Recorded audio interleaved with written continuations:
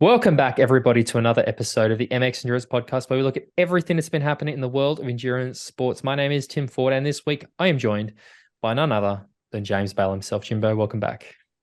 It's been happening, hasn't it? When you say we talk about all things that's been happening in the world of endurance sport, it has been happening this week. We've got plenty to talk about. How are you, Plenty. mate? Hey, good, good. I was telling you, I did a bloody absolutely brutal swim today, 5 kilometers.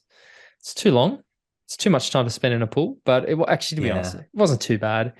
I have to give my coach credit. It was one of the easiest to manage 5K sessions I've ever done. I think it was 2K of warm up, and then the main set, it was really well broken up. So you got through it really quickly. Like, it was very easy in your head to sort of break it up, and then you're like, oh, I've done four and a bit K, and I've just got the cool down left. Let's do this. I So got no time for swimming. No time for swimming anymore. you're I too don't cool, ever want to man. get wet again. Never want to get wet again.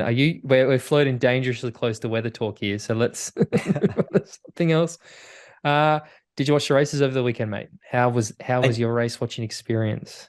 I did actually. It's the first time I would say in a considerable amount of time that I've really felt engaged and dialed into watching some racing in the world of triathlon. It was the Ibiza race specifically was a joy. It really was having all the names there racing, watching both races play out the dynamics of how it transpired on course. It was enjoyable. I We got plenty to talk about on that. Did you watch? Did you watch, mate? I certainly did. I missed the start because it's funny. I was driving. I had to go meet somebody. I had to give them something. So I was rushing to get back, and I had. Sounds a bit dodgy.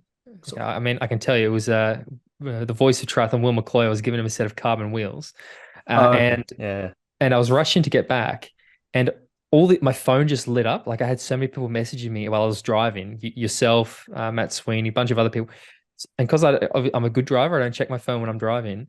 I had this fear that something bad had happened, like somebody had pulled out or somebody had been pinged for doping or like some bad thing had happened. So then I eventually pull home and like desperately check my phone to see what the actual messages are. And everyone's just like, "Holy fuck, this is great! How good is this? Like, this is excellent." I was like, "Oh, I'm so happy that it's not like some horrible." Because normally when your phone lights up like that, it's normally that some bad thing has happened. Everybody's rushing to tell you. So to have it actually be something positive was quite nice. And yeah, mate, It I had was good. It was good. It was good racing, and there are going to be minor criticisms across the board from yeah. various little bits and pieces, but ultimately we got a good race that was good value and good fun to watch. And I feel like the PTO Tour is going to build on this and just go from strength to strength. It doesn't feel like a sort of half measure. It feels like a real step in the right direction. I soaked it up. Well, before we get into that, this podcast is the official podcast of MX Endurance, as well as premier endurance sports community. Credit a four-time world champion, Chris McCormack. Man, I want to start pre-race because last week when we did the podcast, I think one of the things I spoke about a lot was how I felt like there wasn't enough of that hype in the lead up to the show. That really the main, I guess, battle that we were looking to see was the Jan Frodeno versus Christian Blumenfeld fight race. You can tell I got boxing on the brain. And I honestly, I have to give the PTO absolute credit because Friday night when I got back from a run and I turned on YouTube, they had this interview they did between Christian and Jan, and I think I messaged you and I was like, "Holy shit, mate! Check this out. This is so good."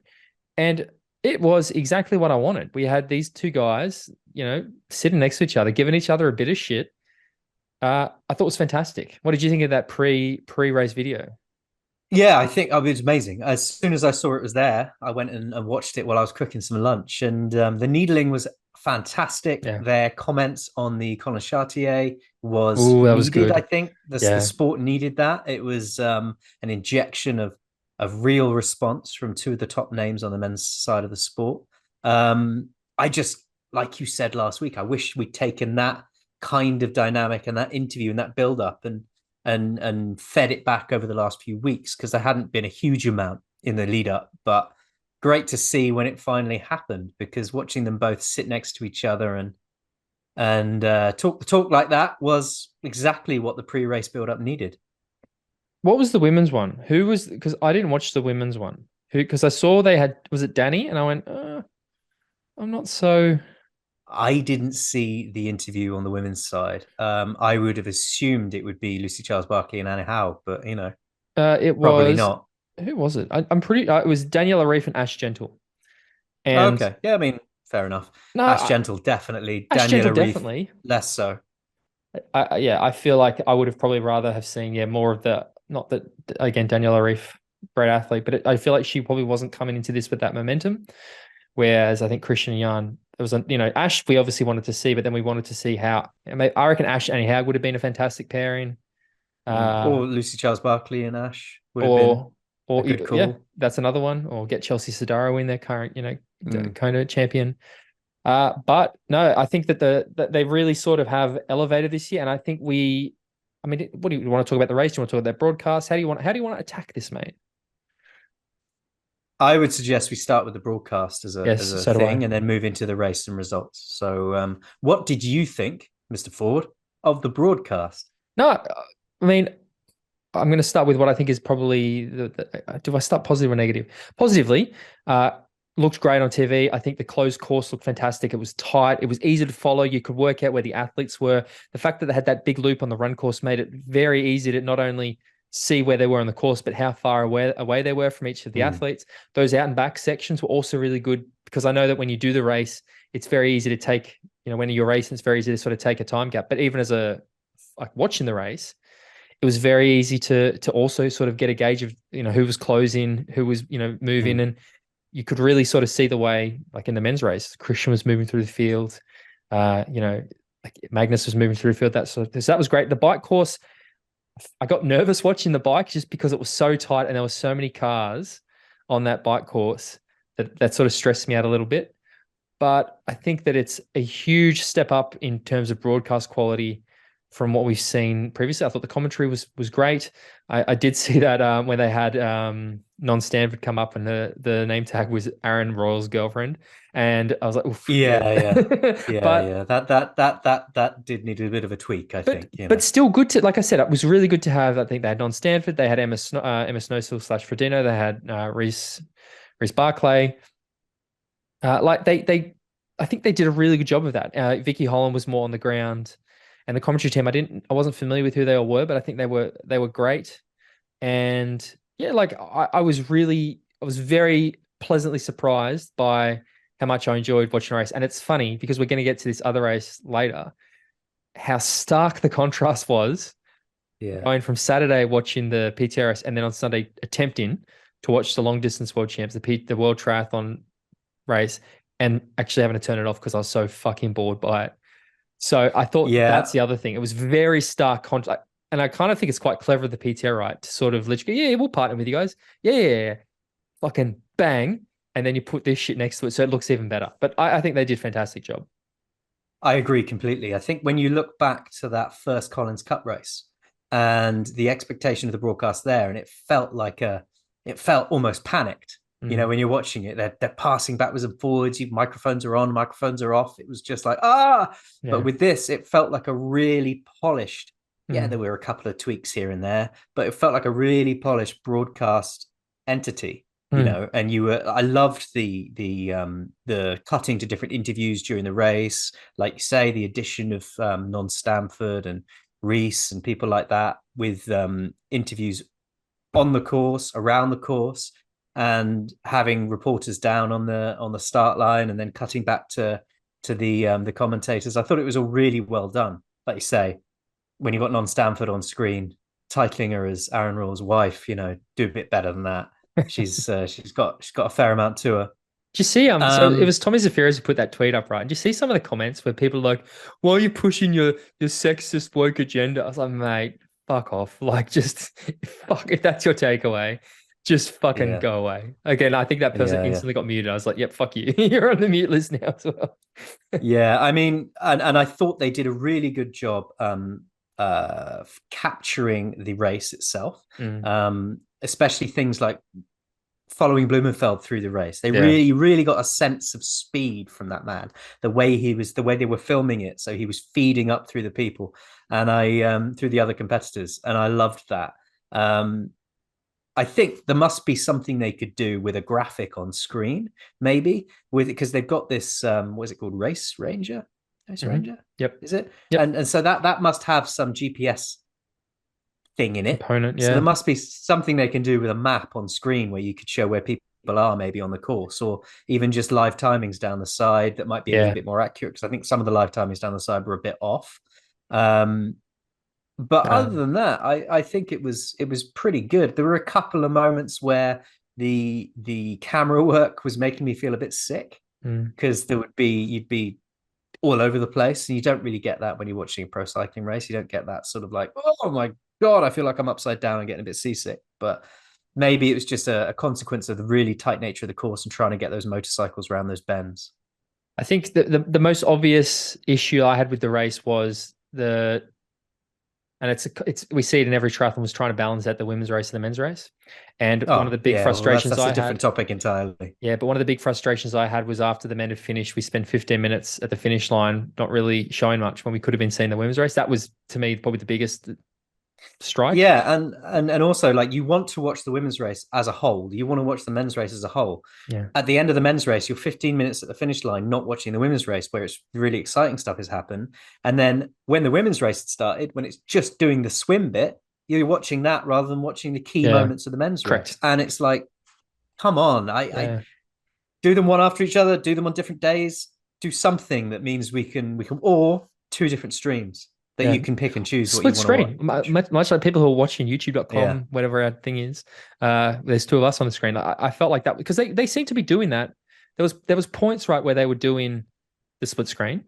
And then I was just, and I've said this every time because I think the Collins Cup is always the example I think of when they just hang on the finish line too long.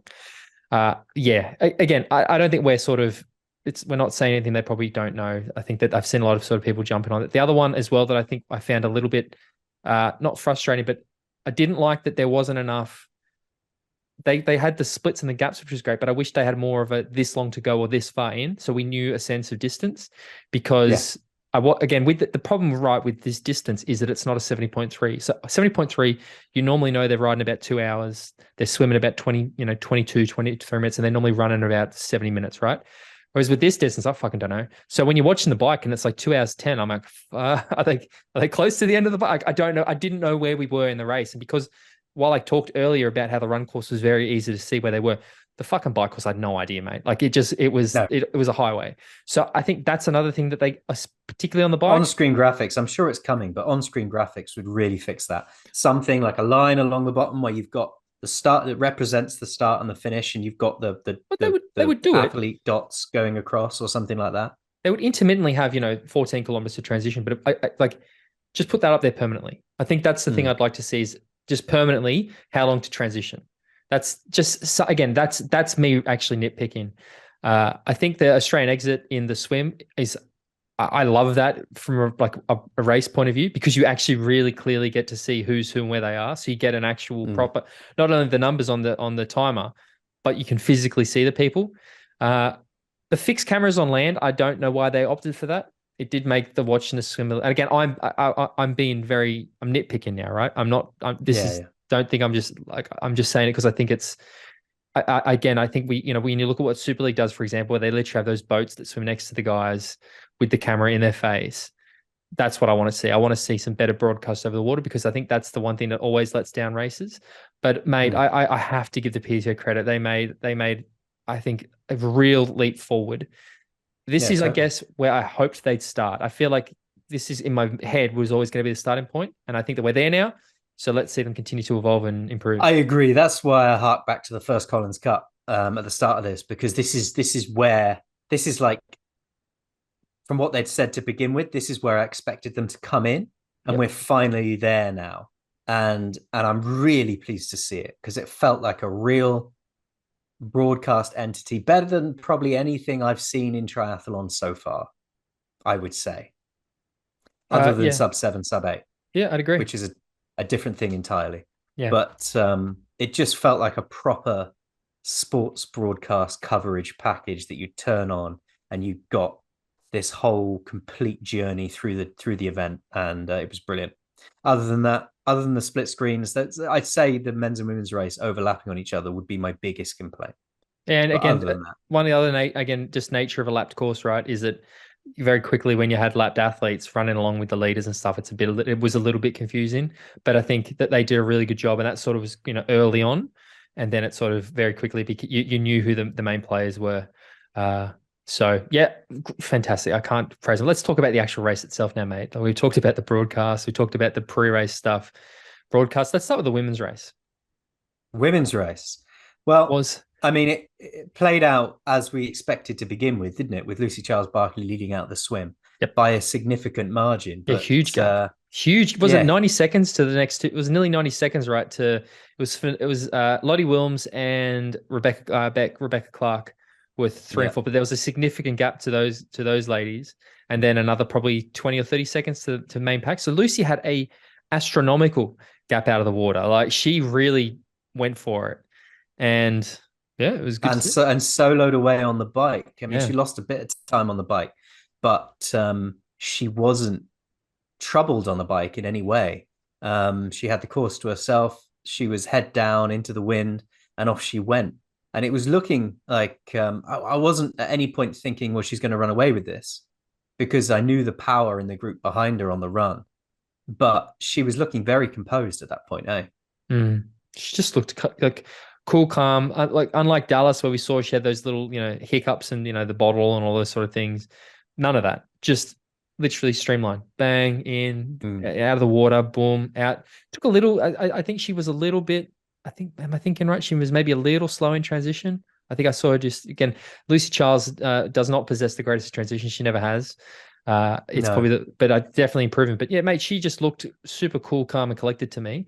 And to me, it was always going to come down to how she sort of performed on the run, because I think that when we saw them come off the bike, the gaps weren't. Now I can't remember what the gaps were off the bike, but they weren't The gaps. super The big. gaps were she was 207. Haug was 207 down. Reef was 450. Emma Pallant Brown was 451. Jewett was 622. Gentle. Gentle. I haven't got her on my list. She was just ahead of, because Anne Haug ran past. No, they got off. Did they get off the bike relatively similar? I feel like Ash and Annie Haug were close. I should have. I'm sorry, guys. Yeah, I think. Yeah, I think Ash was behind. Yeah, they were close Haug. because I saw that Anne Haug and Ash were sort of running together for a bit, I think. Yeah. But mate, it very quickly became apparent that it was the Anne Haug show, right? What a fucking run. Jesus Yeah. Christ.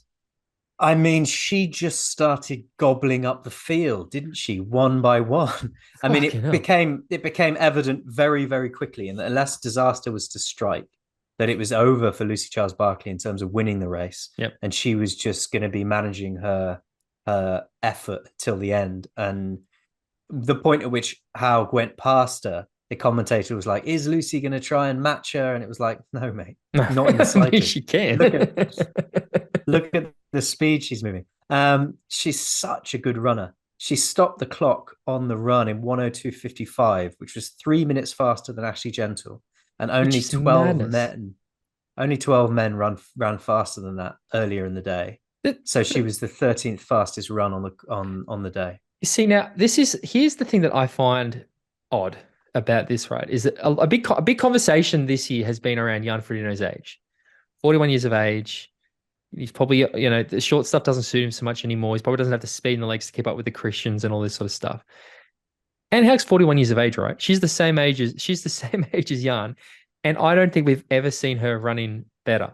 Like Ash Gentle or have we heard her age question? No, that's what I mean though. Like there wasn't this conversation around her age where that's been such an area of focus for Jan, and again I find it so odd because yeah, it's like, well, come on, Jan. I mean, Jan's obviously had the injuries and stuff, but Anne Haug is on one at the moment, mate. Like she's in. Yeah. If she's running like this, and it is early days, I'm aware of that. But fucking hell, she brings this run form to Kona, and she's up to bike the way we've seen her up it, and she can ride with that main pack, mate. She is going to be hard to beat in Kona. I think she's going to be very hard to beat. And again, I know it's May and we're talking about October, but early days, I'd be putting my money on Anne Haug at the moment because fucking hell, she was incredible. Yeah, and she said, "I'm very happy. It was really special to win here, as I didn't expect much in the beginning, and I was super nervous. I think my swim was quite decent, and I had a really good day on the bike, so I felt like I could keep up with the very best and make my way through the front on the run. I saw that I could catch up quite quickly to Lucy, and that was really what pushed me on the run. You're never unbeatable. This is the beauty of sport. Every race starts from zero, and you always have to perform your very best to be on top. Everyone is really special at something, and you can never take it for granted because every piece of the puzzle has to come together for a good race. like this. And it certainly did come together for her on the day, eh? So we had Anne Haug in first place in 3:38.01, Ashley Gentle in second in 3:40.31, Lucy Charles-Barclay rounded off the podium in 3:40.57. Special mention to Emma Pallant-Brown as well in 3:42.20, who came in fourth place.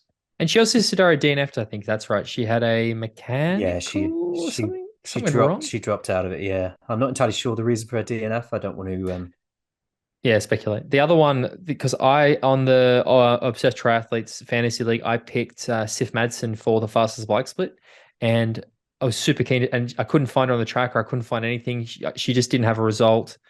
And it wasn't until she put up a post, I think yesterday or the day before, she had a mechanical on the bike and withdrew, because I was very keen to see how she was going to ride on that course, because she is Magnus's partner. So, I mean, not that I can't say it runs in the family, but obviously trains with, the strongest male cyclists in the sport. So I was keen to see what she did. So, unfortunate for her, but mate, it just, like I said, I really didn't see, you picked Anne Haug for the win, I believe. I didn't. I had Tamara Jewett put down for the win, and she still ran through the field. I think 6 minutes is just maybe a bit too far, especially because Anne Haug, I think, still ran faster than her as well. It was great. Just fantastic race. Yeah, and Lucy Charles-Barclay as well. It was good to see her. She didn't win the race, but the strength and composure that she had from the start until the finish, I really enjoyed watching her race. This race. Here's the thing about Lucy Charles, right, that I don't think she gets enough credit for, is because you're right. She's often the bridesmaid, not the bride. Like, we always see her seconds, thirds. Fuck, she's consistent, mate. Like, she is podium or just off the podium in almost every race she does now, right? Like, I haven't seen her do a longer course race. Like, even when she went down to Leeds, she wasn't that far. Like, she's always up there, mate. She is so she's got to be probably the most consistent athlete.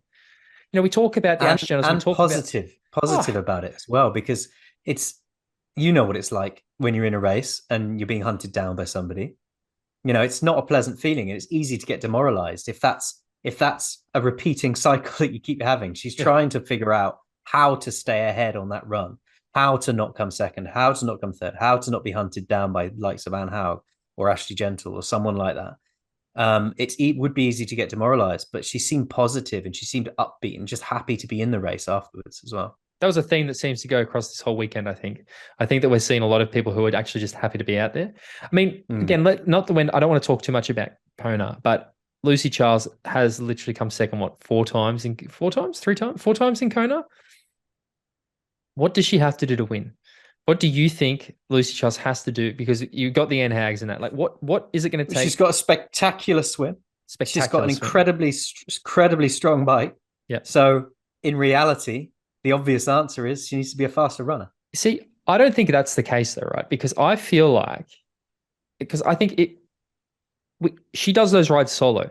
Everyone else is doing those rides with someone, or someone comes at some point. I mean, Danny would often ride through, but I wonder if it's more a case of if we had another super swimmer come through, like if we had more athletes who were able to swim. That's not a controllable element. When your question is what she got to do. Yeah, so that's a good point. Okay, what would it take? She can't suddenly magic up another swimmer. What would it take then? Do you think it is purely that Lucy just also has to run? Do you think maybe she should slow down a little bit, wait for some people to come and work with her on the bike? No, because then she'd be negating that she's got such a stunning swim advantage that slowing down a little bit would be slowing down 90 seconds to wait for the next person to come and help. That's a good point. Just sits on the side of the road, has a cup of tea. Sits down in transition. So, it's out the newspaper, reads it, goes, "Oh, you guys showed up. Excellent." I think you're right. If there was another swimmer in the sport that could match her at the race like this, then, and who is an equally powerful biker, then they could get out, and that would make her bike a little easier and might put more distance between her and the chasing pack, and also save her legs for the run. So that would make a difference. That person doesn't exist. Well, I mean, so they do. They just don't do long course racing. Yeah, not right now, anyway. Katie Zaferes swam with her the whole way at the Collins Cup. Yeah. And had done again, Katie is one that comes to mind. Flora Duffy, maybe, I know that she's sort of been doing the middle distance stuff, not to the level of success we'd expect. I definitely think Maya Kingma's another one that I think if she went long would be able to do it as well. There are athletes, Sophie Caldwell, there are athletes who I think could do it. They're just not there at the moment. But again, Lucy's so young. At the moment. Yeah. Lucy's so young. Anyway, let's not talk. We got months to talk about Kona. Emma Pallant-Brown, incredible run, great athlete, won the duathlon world champs. The week before, very high finish for Emma. Any other standout performances? Not really. Just I was not disappointed, but it's a shame to see Holly Lawrence not firing again. She just doesn't seem to be able to dial it in at the moment. And 10th place, she put a post out on Instagram saying that she was a bit disappointed with her day, couldn't find it. I had India Lee, I think, rounding off my podium, didn't I? As my pick. But she was top 10, wasn't? Was she 7th? She was 7th, yeah. So I'm good. Well good. done, Tim. Great race for India Lee. Yeah, really good. Really good. Paula Findlay. Rebecca Clark was 9th? No, she was further down. Sorry. Williams. Yeah. Stop interrupting you. Paula Findlay was 5th. She led into T2, didn't she, off the bike, following Lucy Charles. Yeah. And so she felt she didn't quite have the run, but she had last week we were saying she's either on or she's off. She was kind of neither on nor off today. It was just like a really solid performance, and almost, which is good. That's a good thing to see. A good sort of Danny. It's good to see her just have a race like that. Daniela Reif looked not great, and I think she pulled out. I think she actually ended up I know she didn't finish the race, but yeah, we're getting back to that point again, right? Where it's just like, are we going to start counting Danny out, and then she's going to turn around and win something huge? She'll just rock up and win Kona, won't she? Yeah. Just be like, there you go, boys. What were you saying again? Fuck you. I found it captivating. I think it did end up becoming a bit of a domination, but not. Sometimes I find a domination a bit boring, where I didn't find this boring. I found this enthralling, actually. No, I think I messaged you, didn't I, Mick? Because we'd watched the men's race, which we'll talk about in a minute. And I loved watching the men's race. It was brilliant. But I was more enthralled watching the women's race play out. Yes. I think it captured me more. Because it was Annie Haug winning in a very dominating style. But because Lucy Charles was leading from the front and Anne was chasing her through the field, it was enthralling. It was captivating. Yeah, it was good. It was a good time. It was a good time. Let's talk about the men's race, mate.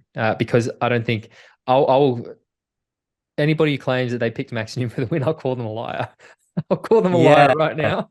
I loved it though. But yeah, what the men's race, mate, I think. Yeah, how do you want to do this? I think it was Pack of the Water came out. It was like Jan Frodeno, Alistair Brownlee, Aaron Royal, Max Neumann was up there or thereabouts. Yeah, it started as we predicted, didn't it? Because we were saying that Brownlee and Frodo were going to be together coming out the swim, and they were going to put the hammer down on the bike. So that kind of coming out of the swim, that kind of happened into T1. We started to see that form. But there was a bigger group there than I expected. Aaron Royal obviously was going to be right there at the swim. Tom Bishop, Ben Canute. Who else was up there? Daniel Beckergaard was up there for a while, but dropped back, I think. For a while, but dropped back, yeah. And Carl Smith was there. Of course. Carl Smith. Pretty much led the bike. Yeah, great to see a pack like that, but it was on the bike, wasn't it? That it started to show that, firstly, they didn't have the gap that we'd sort of hoped they'd have. They didn't have a huge. It wasn't a minute and a half gap. It was more like a minute. Back to the big name of Christian Blumenfeld, and I think Ditlev had a bit further. It was a bit further back, right? Yeah.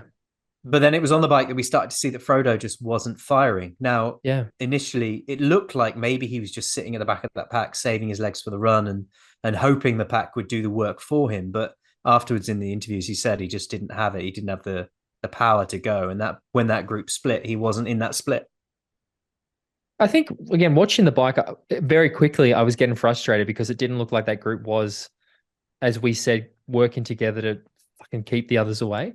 Because you're right, you saw Carl Smith on the front line, you saw Ali taking turns, and that was sort of it, to be honest. And you saw Frodo sitting back, and again, I was like, again, the fanboy was going, oh, he's just saving him, he's back in his run, And you're right, when we saw the move from Magnus, again, we knew this was. I assume that Magnus didn't want to bring Christian up with him. I assume he tried to drop Christian, but couldn't. That was probably the defining moment of the race to me. Or maybe because then once Magnus got up, the Magnus group splintered again, and then I think Christian was in a bad position. He couldn't get around and make that bridge. That was probably pretty Magnus said he was taking turns and he was gaining on the front group. Then he realized that Christian was coming with him, and he decided, fuck it, and rode to the front and took him with me and decided I just have to deal with him later. He didn't. No, he didn't. He didn't. No. I did though. Like I found that frustrating to watch, right? Because I think this is what we said, right? Is if Magnus comes through and Christian jumps on, it's game over.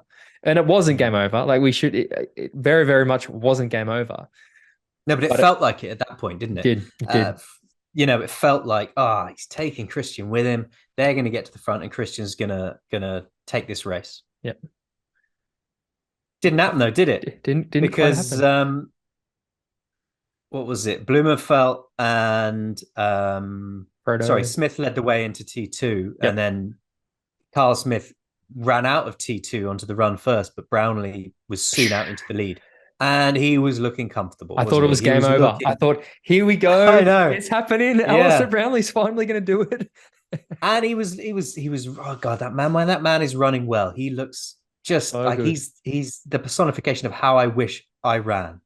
He's got that really smooth, composed, up on his toes Speaking style. of composed, did you see the moment where somebody's walked down in front of him on course? Have you heard the raw audio? What is he goes, hey, for fuck's sake. I love it. That guy looks a bit like me as well, doesn't he?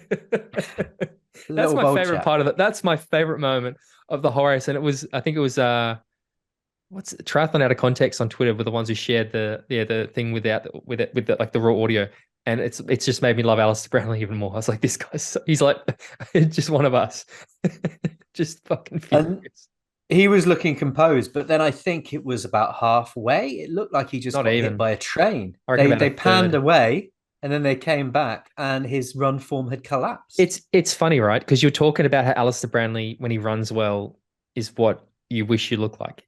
I also think Alistair Brownlee, I can't think of many top level athletes who you can tell quicker that they've lost it than Ali. Like the difference between Ali running well and when Ali's lost it is like day and night. They are such different running styles. Yeah, mate, he's the meme of like how I wish I looked. Yeah, I actually look. Yeah, yeah, it's true. He had deflated.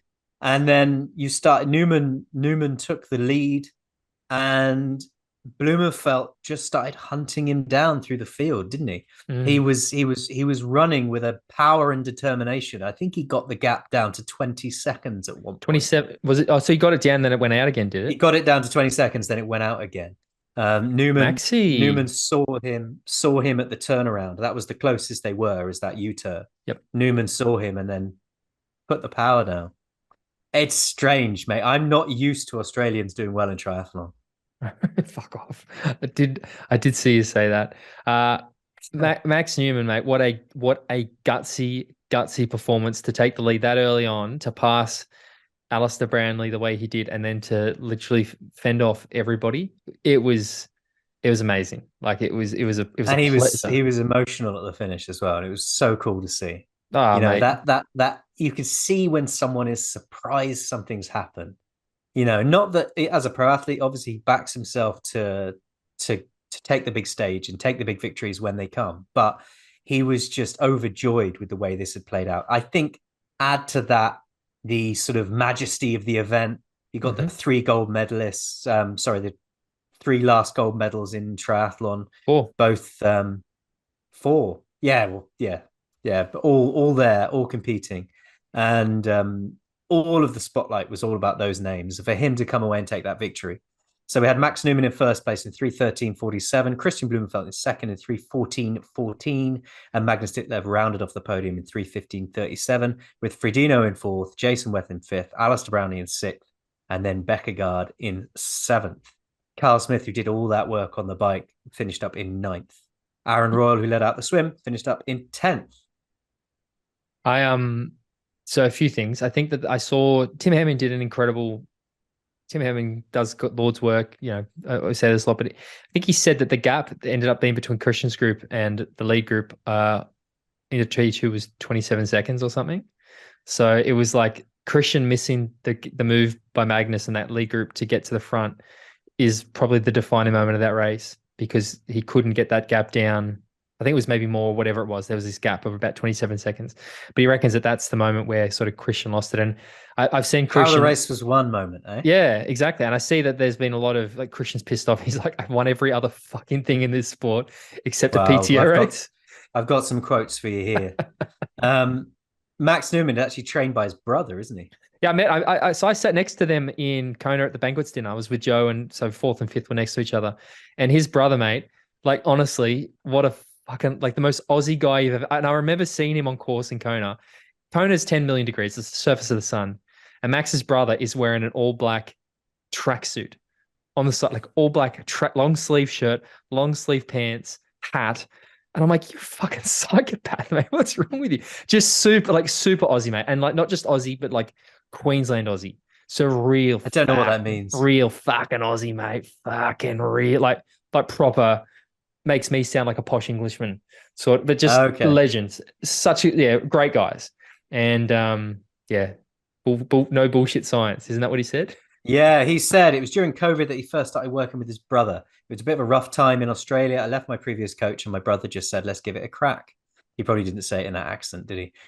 It's taken a while to get into a good rhythm, but now we understand each other really well. Our family's really close. And if there's anyone who knows me, it's my brother.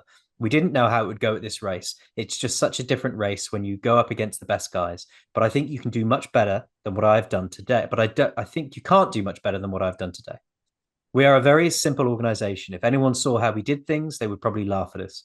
We always say we're the most unprofessional professionals out there, but it's now looking like it's working. Keeping it simple, having fun, not taking yourself too seriously, and just enjoying the sport and enjoying training. No science. That's the key for me. We do it ourselves and a small group of sponsors, and I think without too much pressure and expectations on yourself, you can come away with a result like this. So great to see. I mean, I love the fact that him and his brother have just got this little setup and they turn up to a race like this and this happens. Now, obviously, there's the way the race played out, the dynamics of that bike group, when the splits happened, when Christian Blumenfeld missed or didn't miss whatever move he could have got into. That's on him, though, isn't it? Max had to win the race that he was given to win, and he did. I just wonder how many people are going to contact Max's brother about coaching now. We saw Mikel after Gustav. The Australian method. The Australian. Suddenly we're going to have Lionel Sanders and Rudy Von Berg and all these guys are going to be like knocking on the door of Max Neuwmann's family. Hey, can we jump on board and can we try the Australian method, please? Christian Blumenfeld said, it's annoying. It's fucking annoying. The same thing happened in Edmonton last year. I'm looking forward to future races, which is one of the great things about the PTO Tour. I'll hopefully have some decent PTO points from Ibiza. Then I'm racing in Singapore. And now I am also looking at the Milwaukee Open race. It depends on the World Series. When asked after the race how it felt to win the race against Alistair Brownlee and Jan Frodeno, he was pretty unimpressed. He said, we all lost to Max, we all lost. It's not about being the best within your team or within your country on the start line. It's about getting the win, and none of us did it today. He also said that it would have been tougher had Gustav been racing, because he was the guy who won in Edmonton, and with him, the level would have been even higher. And of course, you always want to beat the best of the best. I definitely want to be part of the PTO Tour now in the build-up to Paris, as I really don't want to just be on the sidelines focusing on the Olympics. I want to be part of this series and use it as motivation for my training going into Paris. After that, I'll be switching more into 100% dialing in over the 100-kilometer distance. So that's a bit of confirmation that he's still going to be racing in the PTO series as he prepares for Paris next year. I heard that, because we know that the PTO Singapore race is the week before 70.3 Worlds, and it is also 4 days after the Paris test event. And I've heard that Christian is going to go do the test event, from the test event go to Singapore, and then from Singapore go to Finland. And he's going to do those 3 races in 10 days or something. Absolute fucking madness. Absolute madness to me. And he's probably going to fucking win. He's going to probably fucking win them all as well. But Christ almighty, it's dude, you just, and I love he's I'm going to do Milwaukee as well now. I'm you sound like an addict. You actually sound like. It's making my hip flexor ache just thinking about it, I'm honest. Sitting on the plane, all that. Because again, it's we're talking about Europe back to Asia, Asia back to Europe. Singapore's going to be hot as fuck. hard race. But again, I love it. I love it so much. I think it's going to be great. Well, Some I mean, other, he's got the Christian Blumenfeld private jet, hasn't he? So of he course, can correct. he can fly from time zone to time zone in his cryogenic chamber he's got on the jet and just keep Exactly. himself cool. What do you think of Jan Frodeno's performance? Um, I thought it was interesting. I think we've said in the past. I had a quote from you ringing in my head as I was seeing him. I almost thought it's good to see him come back and race and just race, probably going into it knowing that he wasn't going to win because he knows his form, he knows where he's at. Because for the longest time, you and I have said that he picks his races and he only really races when he thinks he's going to win. I thought it was a real joy to see him line up and just race for the sake of racing and come in where he came in and let the chips fall as they may, because it's good to have him back on course and building up for the year that is ultimately going to be his final year, as opposed to sort of him always in the background. And then when he turns up, he wins, then he goes away again, then he turns up and he wins. I think there's nothing wrong with this race and this performance for him, because for him, it's a season opener. It's the season opener since 2019 Yeah. for that man. So coming out and getting this race under his belt, no shame in that at all. One of the things that's disgusted me, actually, like has made me quite mad, is to see how many people being like, "Who's not the GOAT? Look at what he did. How can you call him the GOAT?" And I'm like, "You ignorant fucking just." I'm not going to say the word that I want to say because we're on a podcast, but like, come on, one performance, and you're right. Like, I felt like it was. There's so much to say about this performance for me. Is that we know that Jan Frodeno is probably better suited at this, unlike any Haug for whatever reason. Ironman is where we're going to see Jan have those best performances. And my big takeaway from this was, fuck, I want to see him race Christian at Ironman.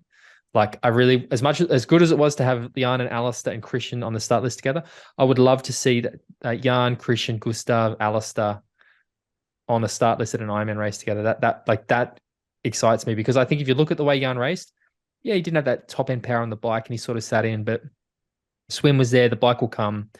The run wasn't bad. It just wasn't, short course fast.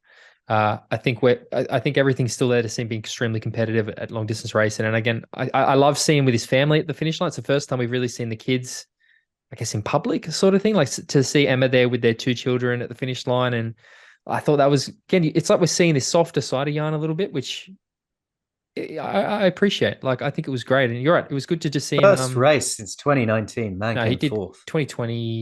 He did that Miami race, right? Remember? Oh yeah. Yeah, that was sort of it. But yeah, again, it was phenomenal. 600, what did they say? 600 and something days since he crossed the finish line, like crazy. So yeah, it was good. Ali, I think as well, we know has had a few struggles with injuries as per usual, whatever. But I think the signs are there that he's still got it. If he can just actually string it together, would have made the race very exciting too. 100% still got it. He's just missing that top end run form that allows him to carry that speed throughout the rest of the distance. And he put on social media, and he said he's happy to stand on the start line, race hard from the gun, and get to the finish line today. Felt good on the swim and the bike. Always knew coming into the race that the run was going to be a struggle. I'm going to build my running slowly over the next few months. So I mean, that's how I see Alistair Brownlee, is just this he's this athlete that is top end, and he's leading the race until his run lets him down at the end. He just needs to extend that period where he can go that fast until the finish line. Because if he hadn't slowed down, man, that would have been his victory. Yeah. No, I mean, and when he slowed down epically. It was like, boff. He finished sixth. Jason West. I think Jason West was fifth, right? It was Max, Christian, Magnus. Again, I want to talk about Magnus a little bit quickly. Magnus is quickly becoming like the Lionel Sanders 2.0 in the sense that, fuck, he doesn't look like he's running fast, but he's running real fast. Like it's so bizarre to me to watch, because I'm watching him. I'm like, well, he's going to get caught, and then he's not, and then he's not. I'm thinking, well, Jan's going to, and then he passes somebody. Yeah, and you're just like, what the fuck is happening? Like, how he's got that Bumblebee-esque quality, right, where he doesn't look like he should be running as fast as he does, but he fucking motors. Again, he's so tall. Yeah, so tall. He's loping. He's loping with those long strides, but each stride is like 6 meters long. kilometer. Like, His cadence is 2. Jason West again ran really, really well. So Jason Yeah. was sixth? No, fifth? Was it Jason West fifth? Alistair Yeah, Jason West sixth. was fifth, Alistair was sixth, Daniel and then Daniel Beckergaard Beckergaard was seventh, I Ben think, Canute eighth, Carl Smith ninth, Aaron Royal in 10th. interestingly, I thought Daniel looked cooked, right? Like watching him on the bike, I thought, fuck, Daniel is still sort of just struggling. And I was actually quite surprised to see the finish where he did. Like, so he's on the pathway back, I think, because I said I think Daniel Beckergaard is one of the most talented athletes in the sport. And it's again, I think I saw his post. Yeah, he's probably like not quite where he wants to be. He's on that return path as well. So I get excited by that. And then Kyle Smith, who we know is going all in on short course this year, trying to qualify for the Olympics. I think he's good for a sprint or an Olympic distance running event. Just needs to. Well, yeah, I was messaging Kyle. He's like, "Yeah, that's what happens when you push 400 watts on the front for the bike ride." It's like, "Yes, Kyle. Yeah, that is what happens." yeah, that is what happens. I mean, Daniel Beckergaard, it was strange because until I saw the finishing results, I didn't realize he'd finished where he'd finished because he disappeared off coverage. He was in the front pack, and then because of the way his race developed and the way he fell back on the bike, the coverage just didn't pick him up again. So where he was an unknown to me. And I thought, like you, I thought he dropped completely out of contention. But to finish 7th, like you say, he's on that road back to the very top. I mean, he's pretty much there, isn't he? It's not like he's in the seventh at the biggest race of the year so far. Jason West can sort out that bike because his swim's not bad, and his bike is his bike is this. Again, maybe bike seems to be the easiest one to sort of improve on, right? It's the least technical. It's just like fucking push power. I think that we could see him, as I said. I think if he gets that bike sorted and he comes off the bike with those guys, nobody's going to beat him. So, yeah. Agreed. PTO race. What else should we talk about then? I think that's sort of it, to be honest, mate. Any in the men's race, were there any massive disappointments or surprises? Leon Chevalier was a lot further down than I would have expected. I think that he's a real talent. So to see him sort of as low as he was, I was a bit surprised by. Anything else that I can think of off the top of my head? I can't think of anything other that was particularly surprising or disappointing. It was a good race. I thoroughly enjoyed it. I think I messaged Sam from the PTO as soon as the race was over and said, "Chapeau, that was brilliant." Next race, mate. What should we talk about now? What do you want to move on to? Should we move on to the one that followed the PTO race? Yeah, we can. World Triathlon Long Distance World Championships. I tried to watch this race. I think I lasted about 2 hours and gave up. I found it hideous to watch. And I didn't watch this one. I had things to do. Not much to say, really. Again, all the people that I was interested in, and I don't want to say that it doesn't matter. I think that the winners are Marjolaine Pierre and Clement Filet-Mignon. A couple both won, both coached by Caspar, who is Magnus's mate. So he coaches them both, which is fantastic. Great performances. I think Marjolaine dominated all day. She literally was just on the front and just held on. And then Clement Mignon had that crash coming into transition. So he came off his bike or, fumbled the dismount line. And then just sort of ran through the field. It was quite a close finish in the end. But fuck me, the broadcast made this race unwatchable, mate. Like properly. Was it really that bad? What was wrong with it? Just one camera on the leaders, and that was it. All day. Really? No splits, no gaps, no nothing.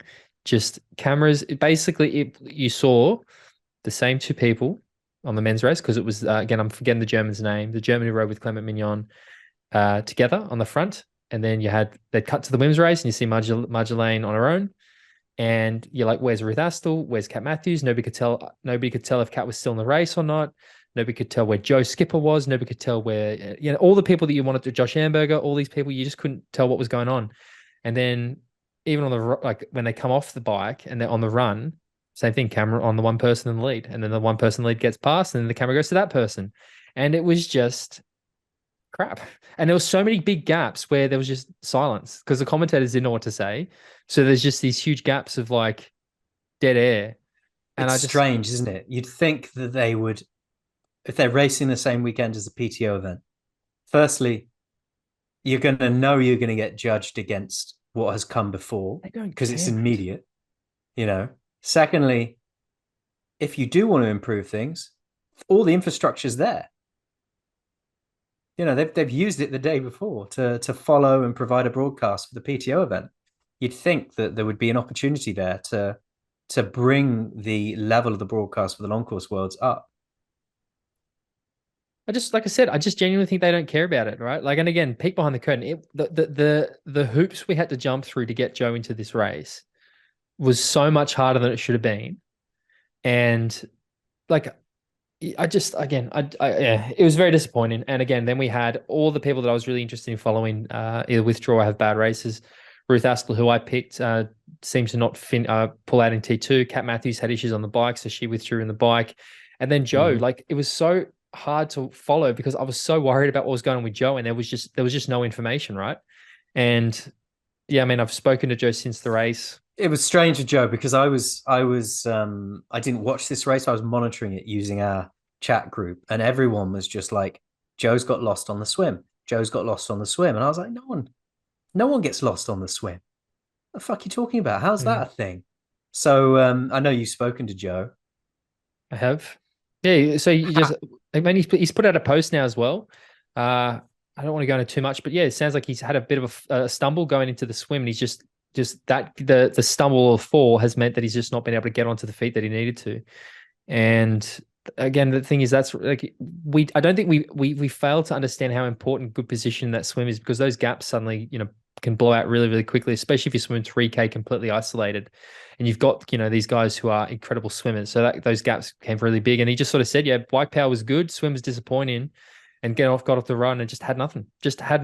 And like I said, you have those days some days. And like I said, yeah, Joe's become a dad, but there's other things going on. And I think it's one bad race. And we know what sort of he's a legend of an athlete. He's got a huge year coming up.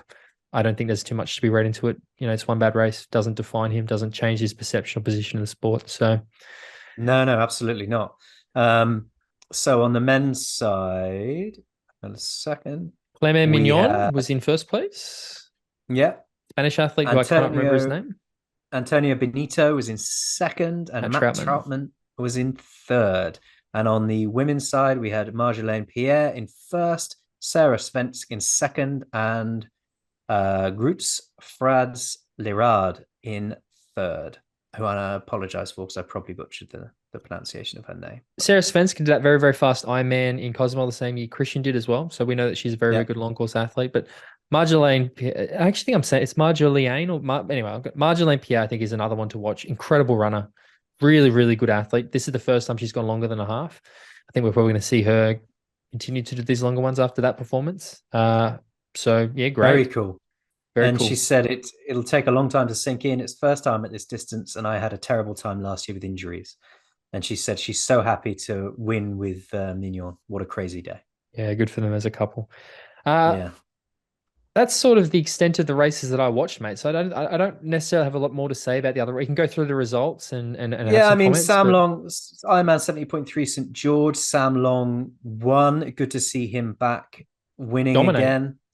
Dominating, yeah, especially in it's a race that wasn't a no-name race either. You got Jackson Laundry in there, Lionel Sanders. He came out down on the swim, but within the first 5 miles of the bike, he'd gone from 16th to 2nd, and then he just put the hammer down when he was going up Snow Canyon, and he had a 2.5 minute lead, and he just kept that lead going into the run. And Sam Long came first in 3:43.05. Trevor Foley second in 3:45.27. With Jackson Laundry in third in 3:46.11.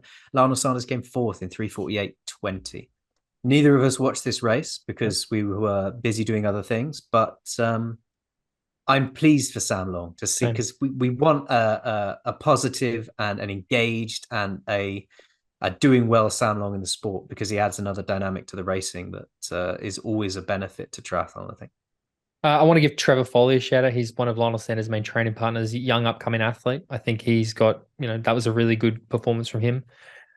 Lionel, I wonder what's going on there, because again, we're seeing, and again, I praised him last week, and I don't want to say I'm not praising him now, but we sort of see these cycles go with Lionel a little bit, right? Where he, makes a change to the coaching, leaves the coaching. We saw this after he left Dave Tilbury Davis before into Mikkel, and he sort of came out on this rampage, right?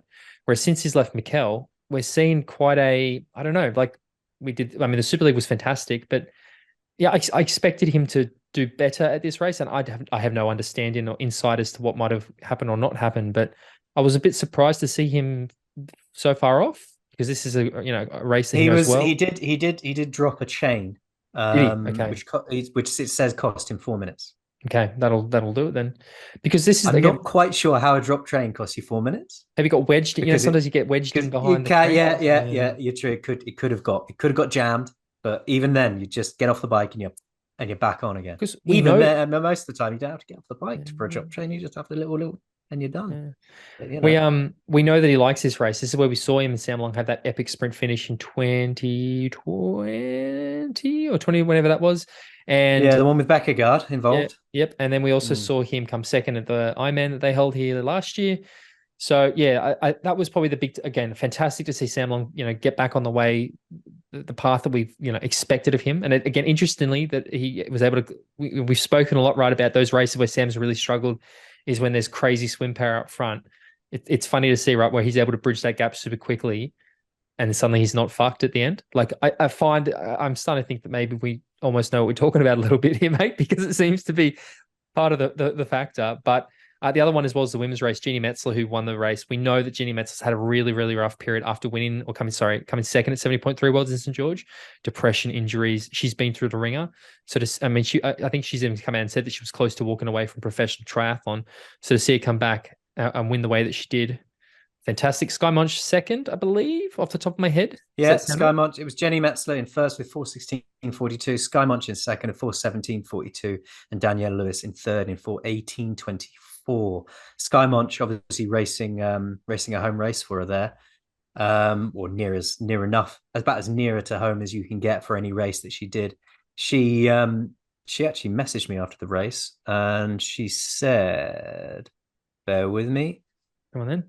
She said it was good to get back to the start line. She's racing Chattanooga 70.3 in a couple of weeks and she can't wait. Love it. So I love Skye Moench. I'm a big Skye Moench fan, mate. She's good human and great to see her doing so well. And hopefully she bounces out of this into Chattanooga and Chattanooga doesn't see her coming and boom. Look out. Yeah, absolutely.